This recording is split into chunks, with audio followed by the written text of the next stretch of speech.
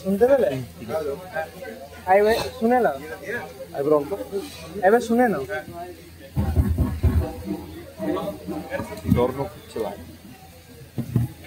Continue চলবে নাকি? হ্যাঁ, এটা কি কন্টিনিউটাই চলবে? ওটার কি ডেমোটা ছিল? হ্যাঁ, সামনে থেকে বলবেন, দেখি সামনে।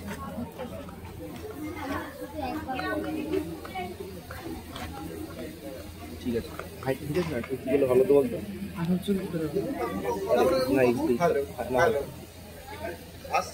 আমি ফিডব্যাক পাচ্ছি। আসসালামু আলাইকুম। শোনা? Hello hello hello. ওটা আসছে না, আঙ্গুলটা আসছে না।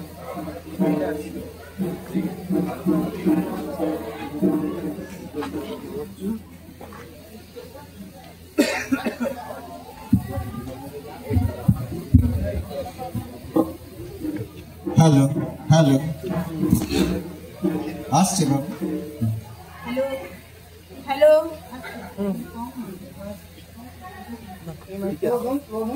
আরেকটু কাছে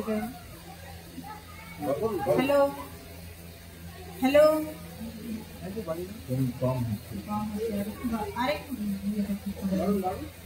হ্যালো। হ্যাঁ,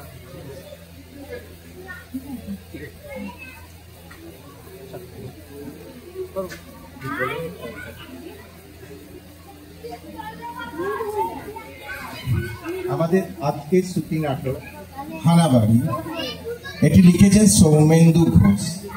এই শ্রুতি নাটকটি জগন্নাথ বোস এবং উর্মিমালা বোসের উপস্থাপনায় প্রসিদ্ধি লাভ করেছে। আমরা সেটাকে এখানে যৌথ উপস্থাপনা করার চেষ্টা করছি। আশা করছি আপনাদের ভালো লাগবে। ভালো লাগুক আর খারাপ লাগুক, যাই হোক, একটু হাততালি দেবেন, তাহলে আমরা প্রত্যেকে কাজের মধ্যে থেকে 15 দিন 20 দিন রিহার্সেল করে করার চেষ্টা করছি। ও যেমন হাউসওয়াইফ, বাড়ির প্রচুর কাজ, আমারও নানান রকমের সমস্যা কাজকর্মের মধ্যে দিয়ে করা। কাজেই সবাইকে রিকোয়েস্ট করবো যে মন দিয়ে শুনবেন, মজা লাগবে, বাচ্চাদেরও মজা লাগবে, এটা বড়দেরও মজা লাগবে।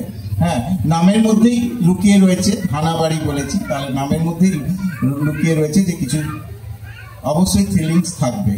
তো আমরা শুরু করছি হানাবাড়ি। এটি লিখেছেন সৌমেন্দু ঘোষ। সদাশিব বাবু আছেন? সদাশিব বাবু, কাকে চাই? নমস্কার। সদাশিব বাবু আছেন? নমস্কার, আমি সদাশিব বাবু। কি ব্যাপার বলুন তো? আগে ব্যাপার সেরকম কিছু না, তবু এতটা পথ যখন এসেছেন, একলা মহিলা, সন্ধে নেমে এসেছে, ওই কাগজে একটা বিজ্ঞাপন দেখলাম, এই বাড়িটা নাকি বিক্রি হবে, তাই আর কি। ও হ্যাঁ হ্যাঁ, ভেতরে আসুন, ভেতরে আসুন। চলুন। ও বাবা, ভেতরটা কিন্তু বেশ অন্ধকার। হ্যাঁ, আসলে আলোগুলো তো এখনো জ্বালা হয়নি, আমার চোখে আবার চড়া আলো ঠিক সহ্য হয় না। বসুন, এই চেয়ারটায় বসুন। ঠিক আছে ঠিক আছে। দাঁড়ান, একটা কম পাওয়ারের আলো জ্বেলে দিন। দেখুন তো এই আলোতে চলবে? আগে এত কম আলোতে তো বাড়িটার কিছু দেখতে পাচ্ছি না। বাড়ি কেনার ঝক্কি তো বোঝেন। ঠিক আছে, এতেই কাজ সেরে নেব, মানে কাজ চালিয়ে নেব। একটা কথা জিজ্ঞেস করব? হ্যাঁ করুন। বিজ্ঞাপনে লিখেছেন ওল্ড ক্যালকাটা রোডের উপর একটা ছোট একতলা বাড়ি বিক্রি হবে। আচ্ছা, আপনি লিখেছেন কুসংস্কার মুক্ত ব্যক্তিরাই যোগাযোগ করবেন। এই কুসংস্কার মুক্ত কথাটার মানে কি? না না, কিছু না কিছু না, আসলে পাড়ার লোকগুলো না খুব দুষ্টু। হ্যাঁ, কেউ বাড়ি কিনতে আসলে তাকে ভয় দেখিয়ে কি বলে জানেন? তাই বুঝি? হ্যাঁ, নানান রকমের ভাঙচি দেয়। কি বলে জানেন? হ্যাঁ। এই বাড়িতে নাকি ভূত আছে। ও আচ্ছা, আপনি বলুন তো, বাড়িতে ভূত থাকলে আমি আছি কি করে? তা বটে। বটে, সে কথা তো ঠিকই। আপনি আছেন কি করে? তা সত্যি কি এ বাড়িতে ভূত আছে? আরে না না, বললাম তো এসব পাড়ার লোকেদের রটনা। যদি অপরাধ না নেন তবে একটা কথা বলি। হ্যাঁ বলুন। আমি যখন বাড়ির ঠিকানাটা জিজ্ঞেস করছিলাম, মানে একদানে তো বাড়িটা খুঁজে পাইনি, তখন কয়েকজন আমাকে জিজ্ঞেস করছিল, জানেন এই সন্ধে বেলায় আমি ভুতুড়ে বাড়িতে কি জন্য যাচ্ছি।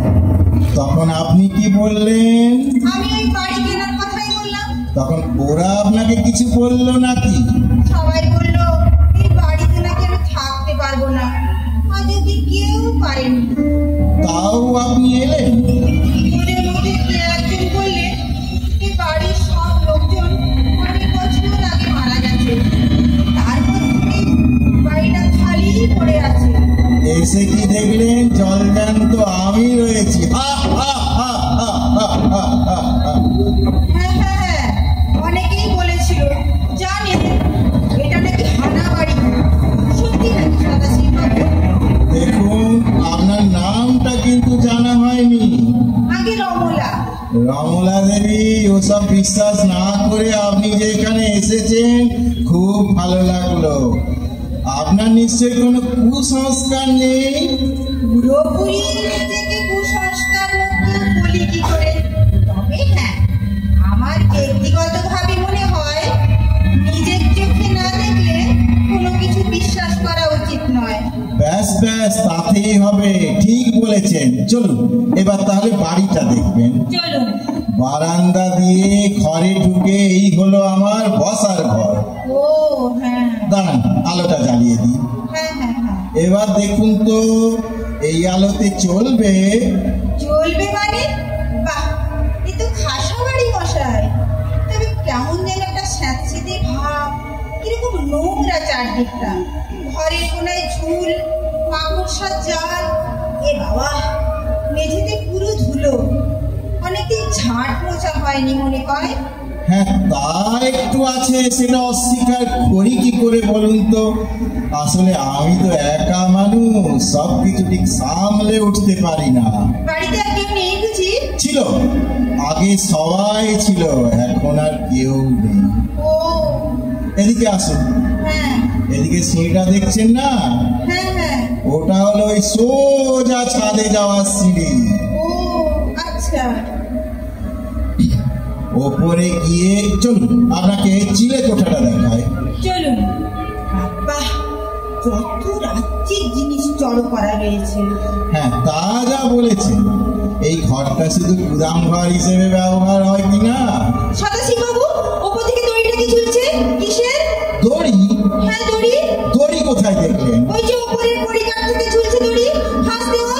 কোথায় কড়িকাঠ? হ্যাঁ কোথায় কড়িকাঠ? হ্যাঁ, তাই তো। কোথায় গেল কড়িকাঠ? দড়ি আপনি কোথায় দেখলেন? হ্যাঁ, দড়িটাই বা গেল কোথায়? রমলা দেবী, আপনি ভয় পেয়ে গেছেন। না না না না, ভয় পাবো কেন? হ্যাঁ, আপনি ভয় পেয়ে গেছেন। বোধহয় চোখেরই ভুল, কিন্তু আমি কিন্তু নেই, কিন্তু নেই, কোনো কিন্তু নেই, আপনি ভুল দেখেছেন।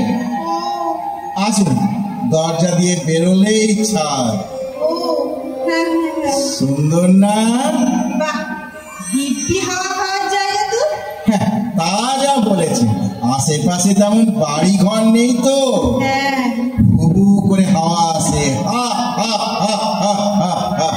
ওই গাছটা থেকে কি যেন উড়ে গেল, কালো পাতাটা কি?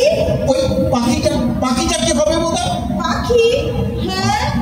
আরে আপনি দেখছি মশাই ভীষণ ভীতু। না না, ভীতু আমি স্পষ্ট দেখলাম সদাশিববাবু, কি যেন উড়ে গেল। যাকে চলুন তাহলে নিচে যাই। সদাশিববাবু, বাড়ি জানেন তো আমার পছন্দ হয়েছে, তবে আবার কি? আপনি নিশ্চয় দামের কথা ভাবছেন? না না না না, ঠিক তা নয়, দামের কথা নয়। না না, বেশি দিতে হবে না, 2 লাখ নয়, কমিয়েই দেবো, 8 লাখ দেবেন। ও এরকম এরকম পশ এলাকায় এই দামে কিছু হয়? ঠিক বলেছেন, এত কম দামে এরকম এলাকায় বাড়ি পাওয়া যায় না বটে। তবে তবে কি? তবে মানে তবে আর কিছুই না, কোনো ভূতের সঙ্গে এক বাড়িতে থাকা আমার পোষাবে না। কি বলছেন আপনি? কি বলছেন আপনি? আমাকে ভূত বলছেন? হ্যাঁ। আমাকে আপনি ভূত বলছেন?